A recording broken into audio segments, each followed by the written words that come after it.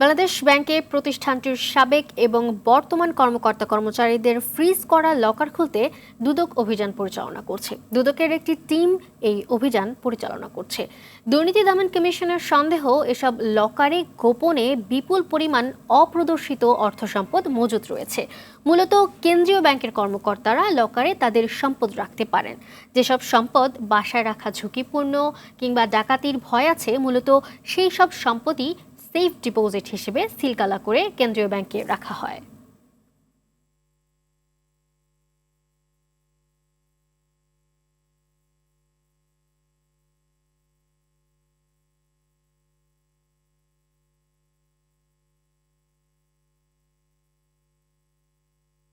জুলাই আগস্টের গণহত্যার মামলায় নতুন করে 2 পুলিশ সদস্য সহ 7 জনের বিরুদ্ধে গ্রেফতারি পরোয়ানা জারি করেছেন আন্তর্জাতিক অপরাধ ট্রাইব্যুনাল। আজ ট্রাইব্যুনালে কয়েকটি আবেদনের শুনানি শেষে প্রসিকিউটর গাজী MH তামিম সাংবাদিকদের জানান, জুলাই গণ অভ্যুত্থানে চানকারপুলে ছাত্র জনতার উপর গুলি করা আলোচিত APBN কর্মকর্তা সুজনকে একদিনের জিজ্ঞাসাবাদের অনুমতি দিয়েছেন ট্রাইব্যুনাল। তামিম জানান, এই মাসের মধ্যে আন্তর্জাতিক অপরাধ ট্রাইব্যুনালের বেশ কয়েকটি মামলার তদন্ত প্রতিবেদন জমা দেওয়া হবে। এ পর্যন্ত জুলাই আগস্ট গণহত্যার ঘটনায় 18 মামলায় 115 জনের বিরুদ্ধে পরোয়ানা জারি হয়েছে। আসামিদের মধ্যে 52 জন সিভিলিয়ান, 9 জন সাবেক সেনা কর্মকর্তা ও বাকিরা আইনশৃঙ্খলা বাহিনীর। 18টি মামলায় 115 জনের বিরুদ্ধে গ্রেফতারি পরোয়ানা জারি করেছে, যাদের মধ্যে 35 জন গ্রেফতার হয়ে জেল হাজতে আছেন এবং আমরা আশা করছি যে এই মাসের ভেতরে আমরা কয়েকটি তদন্ত প্রতিবেদন সমাপ্ত করে চিফ প্রসিকিউটর মহোদয়ের দপ্তরে তদন্ত সংস্থা জমা দিতে পারবেন বলে আমরা আশা করছি। স্কুল ছাত্র আয়াজ হত্যা মামলার আসামি ইনজাম মামুন ইসলাম ওরফে জিসানকে অমানবিক নির্যাতনের ঘটনায় মামলার তদন্ত কর্মকর্তা পুলিশ কর্মকর্তা শাহিদুল বিশ্বাসকে লিখিত ব্যাখ্যা দিতে নির্দেশ দিয়েছেন হাইকোর্ট। আগামী রোববার তাকে এই ব্যাখ্যা দাখিল করতে বলা হয়েছে। রোববার বিচারপতি মোস্তফা জামান ইসলাম ও বিচারপতি নাসরিন আক্তারের হাইকোর্ট বেঞ্চ এই আদেশ দেন। এর আগে আজ সকালে তলবে হাজির হন পুলিশ কর্মকর্তা শাহিদুল বিশ্বাস। গত 2 ফেব্রুয়ারি তাকে তলব করেন হাইকোর্ট। 2020 সালের 10 ডিসেম্বর কলেজ ফুটবল প্রীতি টুর্নামেন্টের বিরোধের জের ধরে গভর্নমেন্ট ল্যাবরেটরি স্কুলের ছাত্র আয়াজ হককে পিটিয়ে ও ছুরিকাঘাত করে হত্যার দায়ে একজনকে আমৃত্যু সশ্রম কারাদণ্ড ও 5 জনকে যাবজ্জীবন কারাদণ্ড দেন আদালত। আসামিরা সবাই সিটি কলেজের ছাত্র। 2014 সালের 9 জন পিটিয়ে ও ছুরিকাঘাত করে হত্যা করা হয় আয়াজকে। কর্মকর্তা যার নাম শাহিদুল বিশ্বাস, তাকে আদালতকে হাজির হয়ে আজকে তাকে ডাকা হয়েছিল। তিনি আদালতে হাজির হয়েছেন। আজকে হাজির হয়ে তিনি তার বক্তব্য উপস্থাপন মৌখিকভাবে করেছেন। আগামী রবিবার আবার তাকে লিখিত বক্তব্য উপস্থাপনের জন্য নির্দেশ দিয়েছেন। মূল ঘটনাটি হলো, সিটি কলেজের একটি ঘটনাকে কেন্দ্র করে একজন আসামিকে মেরে তার পায়ে পচন ধরিয়ে দেওয়া হয় এবং তারপরে তার কনফেশনাল স্টেটমেন্ট রেকর্ড করা হয়, স্বীকারোক্তিমূলক জবানবন্দি। উচ্চশিক্ষার সুযোগ অনতিবিলম্বে উপসহকারী কমিউনিটি মেডিকেল অফিসার শূন্য পদে নিয়োগ প্রদান সহ 4 দফা দাবিতে রাজধানীর শাহবাগ মোড় অবরোধ করেছেন medical assistant training school maths শিক্ষার্থীরা। সেখানে রয়েছেন সহকর্মী বিপুল দেব রায়, সরাসরি চলে যাচ্ছে তার কাছে। বিপুল, শাহবাগ মোড়ের বর্তমান পরিস্থিতি কি দেখতে পাচ্ছেন, আর ঠিক কি কি দাবি তুলে ধরেছেন অবরোধকারীরা, জানাবেন।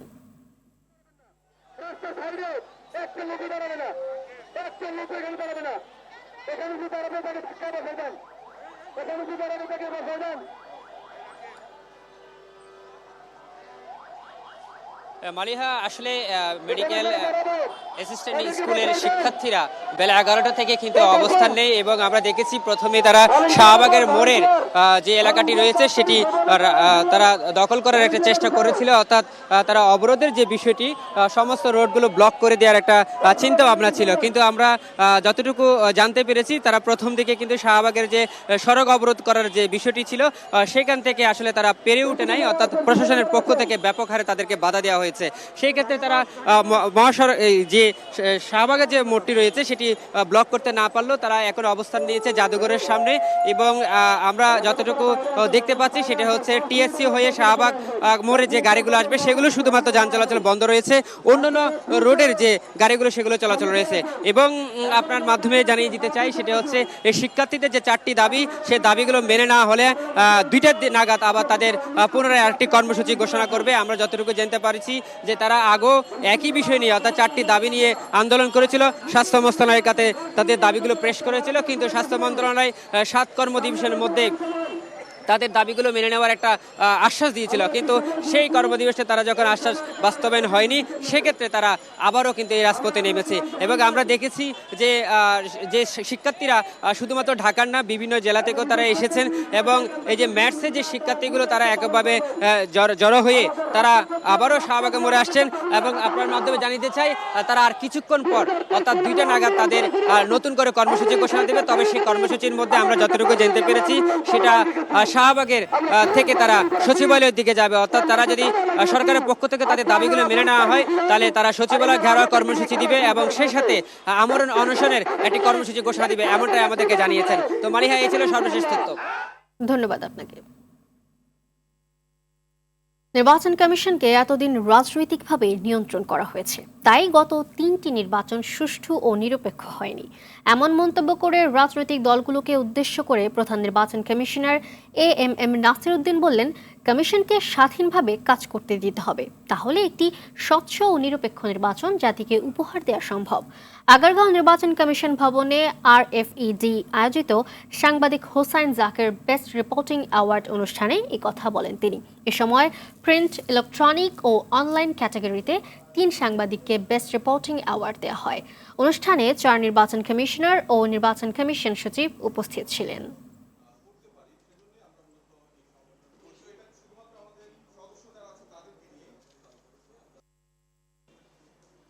দোষ যদিও সবাই ইলেকশন কমিশনকে দিচ্ছে, কিন্তু আমি তো দেখি যে কোন প্রতিষ্ঠানটা ভালো আছে বলেন, কোন ইনস্টিটিউশনটা কত আছে বলেন।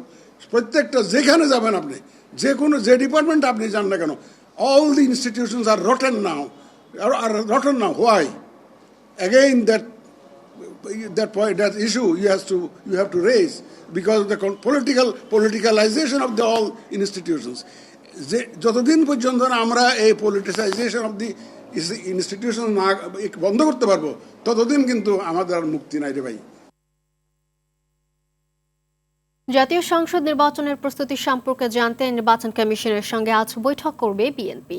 বিকেল 3:30টায় বিএনপির স্থায়ী কমিটির সদস্য নজরুল ইসলাম খানের নেতৃত্বে 3 সদস্যের একটি প্রতিনিধি দল আগারগাঁও নির্বাচন ভবনে যাবেন। প্রধান নির্বাচন কমিশনার সহ 4 কমিশনারের সঙ্গে বৈঠক করবে বিএনপির প্রতিনিধি দল। স্থায়ী কমিটির সদস্য সালাউদ্দিন আহমেদ ও সলিমা রহমানও থাকবেন এই প্রতিনিধি দলে। সালাউদ্দিন আহমেদ জানিয়েছেন, জাতীয় নির্বাচনের প্রস্তুতি কোন পর্যায়ে আছে এই বিষয়ে কমিশনের কাছে জানতে চাওয়া হবে। এছাড়া নির্বাচনী আইনের সংস্কার সহ বিভিন্ন বিষয় নিয়ে আলোচনা হবে। নির্বাচন নিয়ে বিএনপির কিছু প্রস্তাবনা আনুষ্ঠানিকভাবে ইসির কাছে দেওয়া হবে। AMM নাসির উদ্দিন নেতৃত্বাধীন নতুন নির্বাচন কমিশন 21 নভেম্বর দায়িত্ব নেওয়ার পর তাদের সঙ্গে এটাই হবে বিএনপির প্রথম বৈঠক।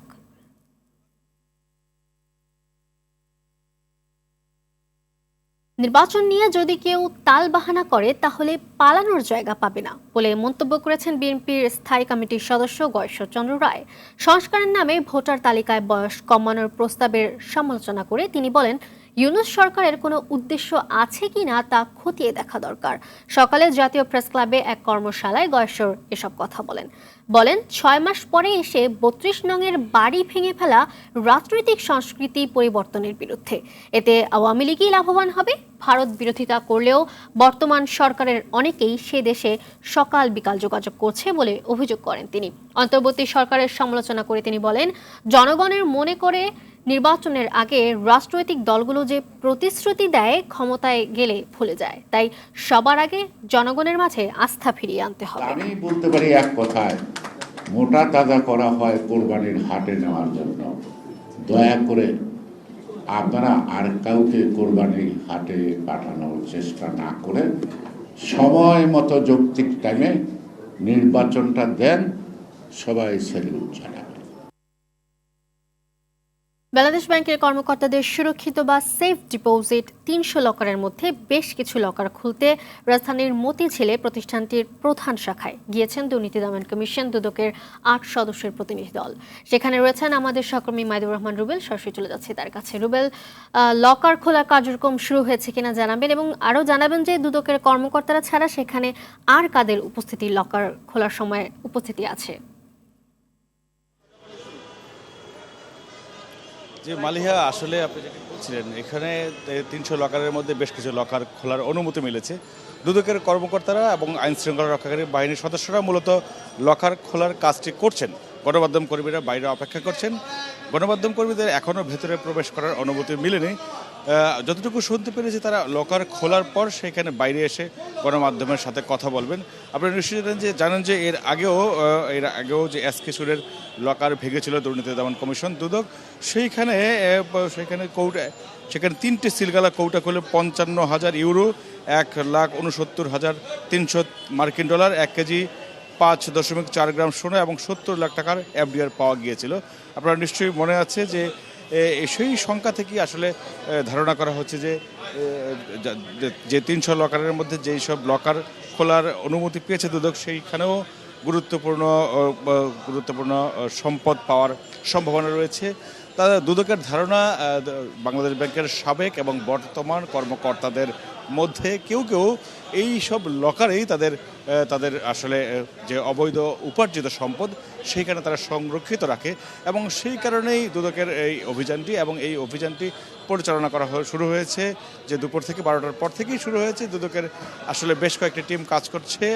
শুধুমাত্র বাংলাদেশ ব্যাংকই নয়, এনসিটিভি তো আমরা দেখেছি একটা অভিযান পরিচালনা করছেন এবং অভিযান পরিচালনার পর আসলে লকারগুলি ভাঙার পর কয়টি লকার ভাঙছে এখনই আসলে স্পষ্ট করে বলা যাচ্ছে না। জানা গেছে যে বেশ কয়েকটি লকার তারা ভাঙবেন এবং সেই লকারের মধ্যে বাংলাদেশ ব্যাংকের সাবেক এবং বর্তমান কর্মকর্তাদের অবৈধ কী পরিমাণ সম্পদ পাওয়া যায় সেটি আসলে দেখার জন্য অপেক্ষা করছেন গণমাধ্যম কর্মীরা। আর গণমাধ্যমের মাধ্যমে সারা দেশবাসী দেখার জন্য অপেক্ষা করছেন যে কিছুক্ষণ পর হয়তো সেই লকার ভাঙার পর কী পাওয়া গেল সেই বিষয় নিয়ে আনুষ্ঠানিকভাবে হয়তো সাংবাদিকদের সাথে কথা বলবেন দুদকের কর্মকর্তারা।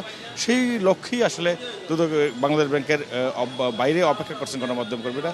তবে কী পরিমাণ লকার ভাঙা হবে বা কী পাওয়া যাচ্ছে এখন পর্যন্ত সেটি আসলে অপ্রকাশিত রয়ে গেছে। তারা হয়তো তাদের অভিযান পরিচালনার শেষে হয়তো আমরা আপনাদের মাধ্যমে দর্শকদের জানাতে পারবো। এই ছিল আমার কাছে বাংলাদেশ ব্যাংক থেকে সবশেষ খবর। মালিহা, ধন্যবাদ আপনাকে।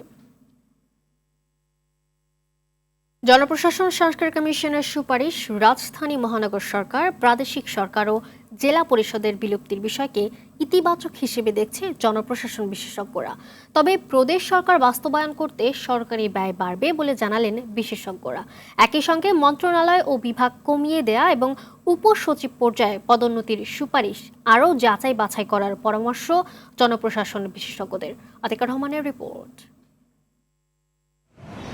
স্বাধীনতা পরবর্তী সময়ে বেশ কয়েকবার প্রশাসন সংস্কারের দাবি উঠলেও কোনো সরকার তা করেনি। অন্তর্বর্তী সরকার প্রথমবার কমিশন গঠন করে জনপ্রশাসন সংস্কারের কাজ শুরু হলো। সংস্কার কমিশন স্বল্প ও দীর্ঘমেয়াদী সুপারিশ প্রধান উপদেষ্টার কাছে জমা দিয়েছে। কমিশনের সুপারিশের অন্যতম হল রাজধানী মহানগর সরকার গঠন, ঢাকা মহানগর, টঙ্গী, কেরানীগঞ্জ, সাভার ও নারায়ণগঞ্জকে নিয়ে ক্যাপিটাল সিটি গভর্নমেন্টের আয়তন নির্ধারণ করা, ঢাকা, চট্টগ্রাম, রাজশাহী ও খুলনা 4টি প্রদেশ করা। এছাড়া 43টি মন্ত্রণালয় কমিয়ে 25টি এবং 61টি বিভাগকে কমিয়ে 40টি করা। সরকারি চাকরিতে ক্যাডার শব্দের পরিবর্তে সার্ভিস যুক্ত করা। উপসচিব পদে পদোন্নতির ক্ষেত্রে প্রশাসন ক্যাডারের কোটা 75% পরিবর্তে 50% করার কথা বলা হয়েছে। জনপ্রশাসন বিশেষজ্ঞরা বলছেন, প্রাদেশিক সরকার ব্যবস্থা চালু করে ক্ষমতার বিকেন্দ্রীকরণ করা ইতিবাচক। তবে এ ব্যবস্থায় রাষ্ট্রীয় ব্যয় কয়েক গুণ বেড়ে যাবে। জেলা পরিষদ বাতিল করতে বলেছেন, পদ ছাড়া পদোন্নতি বন্ধ করতে বলেছেন, এটাও আমি মনে করি ভালো। মহানগর সরকার হয় তাহলে এখন যে সমন্বয়হীনতা সেটা থাকবে না, কারণ তখন মহানগর সরকারের পুলিশও থাকবে, পিডিবিও থাকবে, ওয়াটার ডেভেলপমেন্টের ব্যবস্থাও থাকবে, সবই তাদের হবে। তখন তারা কাজ করতে পারবে। জাতীয় রাজনীতিতে যদি গণতান্ত্রিক মূল্যবোধকে অনুশীলন করা না হয় তাইলে প্রদেশ হলে আপনার দুর্নীতি বাড়বে, ক্ষমতার অপব্যবহার বাড়বে। একটা প্রদেশ করতে গেলে আপনার প্রাদেশিক গভর্নর হবে, প্রাদেশিক সরকার হবে, আপনার আরো হাজার হাজার পদ সৃষ্টি হবে। তখন আপনার অবস্থা কি দাঁড়াবে? আর্থিক সক্ষমতা তো কুলাবে না। কেন্দ্রীয় সরকার কর নিবে, আবার প্রাদেশিক সরকার কর নিবে। এই দুই সরকারের করের চাপায় পিষ্ট হইয়া তো জনগণ মারা পড়বে। মন্ত্রণালয়ের সংখ্যা কমানো, সরকারি চাকরির ক্ষেত্রে নানা বৈষম্য দূর করা, পদোন্নতি কাঠামো আরও যাচাই বাছাই প্রয়োজন। সরকারি কর্মকর্তাদের স্বচ্ছতা, জবাবদিহিতা নিশ্চিত করা এবং আমলারা যাতে রাজনৈতিক হাতিয়ার না হতে পারে সেদিকে সজাগ থাকতে হবে। ক্যাডারগুলোকে সন্তুষ্ট করা, সমন্বয় করা, এটা হলো গভর্নমেন্টের জন্য সবচেয়ে চ্যালেঞ্জ। রাজনৈতিক সরকারের প্রতি অবশ্যই অফিসাররা অনুগত থাকবে, বিশ্বস্ত থাকবে, একেবারে সর্বোচ্চ দরদ দিয়ে তাদের কর্মসূচি বাস্তবায়ন করবে, কিন্তু সেবাদাস হবে না। রাজনৈতিক দলের সাথে তাদের কোনো সংযোগ থাকবে না। ক্যাডারগুলিকে ভেঙে ছোট করা হচ্ছে, সংখ্যা কমানো হচ্ছে। তো এতে করে তো সব ক্যাডারেই অসন্তুষ্টি দেখা দিবে। স্বল্পমেয়াদী সংস্কারগুলো নিয়ে রাজনৈতিক ঐক্যমত গঠন করে দ্রুত বাস্তবায়নের তাগিদ দিলেন বিশেষজ্ঞরা। আমরা এটাকে 50% করার জন্য সুপারিশ করেছি। আতিকা রহমান, RTV, ঢাকা। ফাহিম আল চৌধুরী ট্রাস্টের উদ্যোগে জকিগঞ্জ ও কানাইঘাটের 2 শতাধিক শিক্ষা প্রতিষ্ঠানের 593 জন মেধাবী শিক্ষার্থীকে বৃত্তি প্রদান করা হয়েছে। গত বছর ডিসেম্বরে অনুষ্ঠিত বৃত্তি পরীক্ষায় 2081 জন শিক্ষার্থী অংশগ্রহণ করে।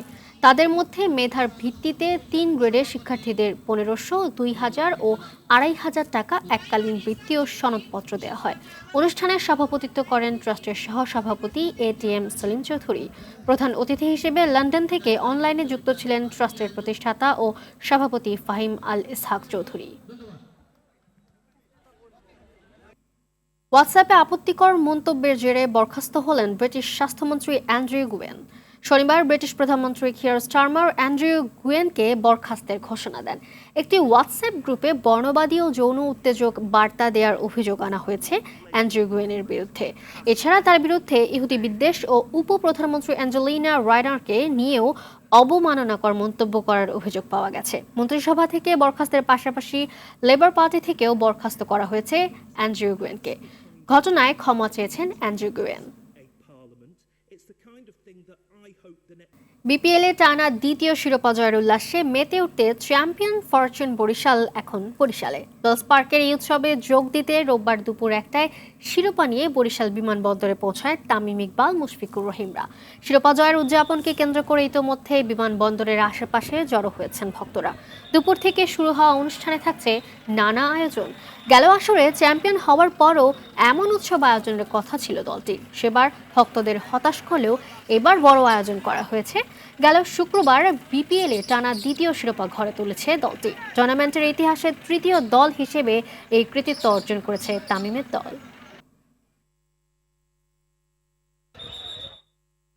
দর্শক, এই মুহূর্তে বরিশাল থেকে আমাদের সঙ্গে যুক্ত আছেন সহকর্মী আরিফুল ইসলাম। আরিফ, চ্যাম্পিয়নদের বরণ করে নিতে দর্শক উন্মাদনা কেমন দেখতে পাচ্ছেন, আর কি কি আয়োজন থাকছে অনুষ্ঠানে জানাবেন? জি মালিয়া, ধন্যবাদ আপনাকে। আপনি যেমনটি বলছেন ঠিক তেমনটি এখন থেকে ঠিক 15 মিনিট আগে বরিশালের এয়ারপোর্টে এসে পৌঁছেছে মুশফিক, তামিমরা এবং এর সাথে বিদেশি প্লেয়াররাও কিন্তু সকলে এসে পৌঁছেছে। তাদের সাথে তাদেরকে ফরচুন বরিশালের যিনি কর্ণধার মিজানুর রহমান, তাকে সহ তার সকল প্লেয়ার যারা রয়েছেন তাদেরকে ফুল দিয়ে স্বাগত জানিয়েছেন বরিশাল বিমানবন্দর কর্তৃপক্ষ। এরপরে তারা সেই যে পোস্টার লাগানো যেই বাসটি, সেটিতে করেই তারা এই পথ থেকেই তারা চলে গিয়েছে। প্রথমেই তারা বরিশালের যে ফরচুন, এই যে মিজানুর রহমান তার ফরচুন যে শু কোম্পানি রয়েছে সেখানে তারা উঠবেন এবং সেখানে দুপুরের খাওয়া দাওয়া করবেন। এরপরে তারা বরিশাল ব্লেস পার্কে জনসমাগম সৃষ্টি হবে, সেখানে তারা যাবেন এবং সর্বকালের বৃহৎ একটি কনসার্ট সেখানে অনুষ্ঠিত হবে। এবং বরিশালে একটি নয় দুটি কাপ কিন্তু তারা নিয়ে এসছেন। আমি হয়তোবা এর আগে আপনাদের বলেছিলাম যে 2টো কাপ এবার বরিশালের সাধারণ মানুষের মাঝে তারা পুনরায় প্রদর্শন করবেন, মানুষ দেখবেন। এবং যে তামিম ইকবাল, তিনি সাধারণ মানুষের মধ্যে কথা বলার কথা রয়েছে, আমাদেরকে এমনটি জানিয়েছেন মিজানুর রহমান। এছাড়াও তিনি বলেছেন যে সাধারণ মানুষের সাথে যে সকল প্লেয়াররা রয়েছে তাদের ফটো সেশনের জন্য সুযোগ দেওয়া হবে। এরপরই তারা সেখান থেকে আবার বিকেলের নাগাদ আবার পুনরায় ঢাকায় চলে যাবেন। বাংলাদেশ বিমানের একটি ফ্লাইটে তারা এখানে এসেছেন। আমি কিছুক্ষণ আগে তারা এই বরিশাল যে বিমানবন্দর সেখান থেকে নেমে তারা তাদের গন্তব্যে পৌঁছেছেন। কড়া নিরাপত্তার মধ্য থেকে তারা যেমন পৌঁছেছেন ঠিক তেমনই বরিশালের উৎসুক জনতা তাদেরকে স্বাগত জানিয়েছেন। এবং বরিশাল বিভাগের অন্যান্য জেলা থেকেও ব্লেস পার্ক মাঠে অনুষ্ঠিত এই অনুষ্ঠানে তারা আসতে শুরু করেছে। মালিহা, এখন পর্যন্ত এতটুকু। দুপুরের সংবাদ এ পর্যন্তই। জেলা সংবাদ বিকেল 4:45টায় দেখার আমন্ত্রণ রইল। ধন্যবাদ সবাইকে।